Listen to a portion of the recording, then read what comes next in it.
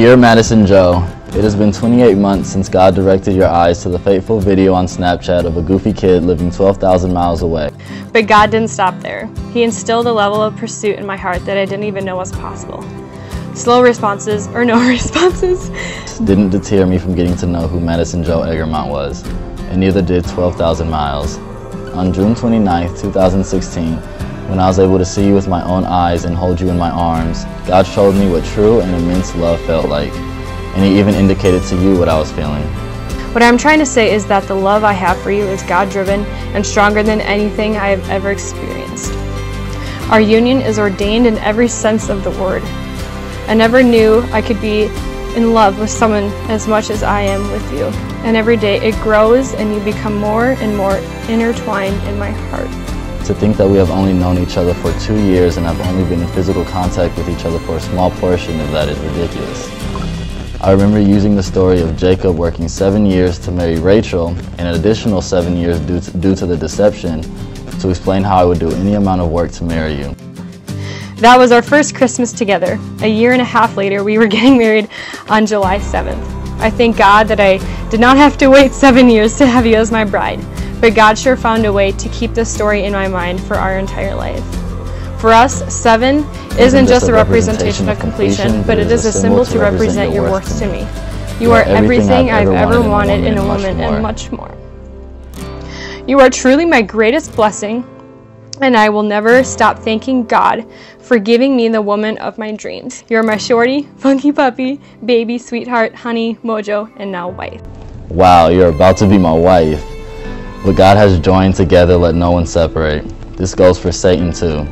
Our life is just now starting together and we have a long road and many battles against Satan, but knowing that we are traveling this road together and fighting the enemy as one gives me more excitement than anything else in this world. As we get ready to start our life together, I want you to take a second and reflect our beginnings, our experiences, and our journeys together thus far. P.S. I have to admit that I usually skip the prefaces of books. The meat of the book comes during its chapters, and in comparison, the preface may introduce the book, but on its own, it will never satisfy the reader. Up until now, we have only experienced the preface of our life together, and I have never ever experienced as much joy as I have these past 2 years. So, as you look back at our preface, think to yourself 2 things. That was just the introduction to our life, and we still have yet to spend 100 days together.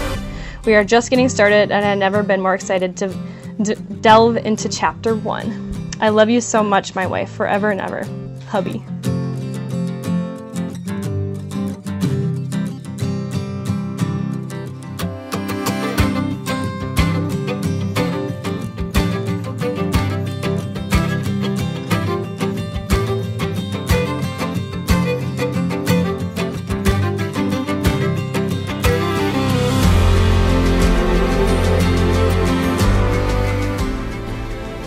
Madison Joe, we have known each other for 2 years and we have only spent a fraction of that time in the same location. But I thank God for how He orchestrated our relationship because it allowed me to pursue your heart over everything else. Madison, you are my best friend and the love of my life. You are my Wonder Woman and my mojo, my princess and now my wife. You make me happier than I knew was possible. I vow to draw you closer to Jesus daily and to love you with the same fervor that Christ loved the church. I will treasure you, honor you, and protect you. I will support you, appreciate you, and cherish you, whether the road is smooth or jagged, through success as well as sorrows. When our family increases, I promise to give my all to be an amazing dad, because I know you'll be the best mom.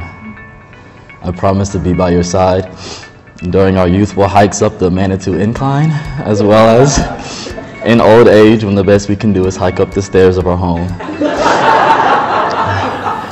And I promise that my heart will never ever stop pursuing yours with the same ferocity as always had. John Rudolph Hatcher Smith. The day I committed my life to God, I prayed, Lord, I love you first above all things. And then He graciously gave me you. My life radically changed forever. How blessed I am.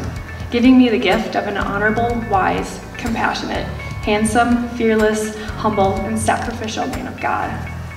John, when I think of you, your actions, words, heart, and mind, I see glimpses of Jesus. The way you put my needs before yours, the way you cherish my heart, the way you walk alongside me in faith, my heart leaps for you. I will always praise our Father for you, my blessing.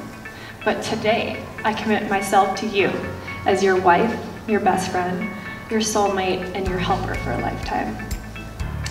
I vow to be your Ezer Nenko, your helpmate, to serve and encourage with a joyful heart. I promise to be an emotional refuge for you that would feel safe to share what's on your heart. I promise to be loyal and forever faithful to you. I entrust my life to you. I promise to honor and submit as your wife, under your headship, covering, and lead.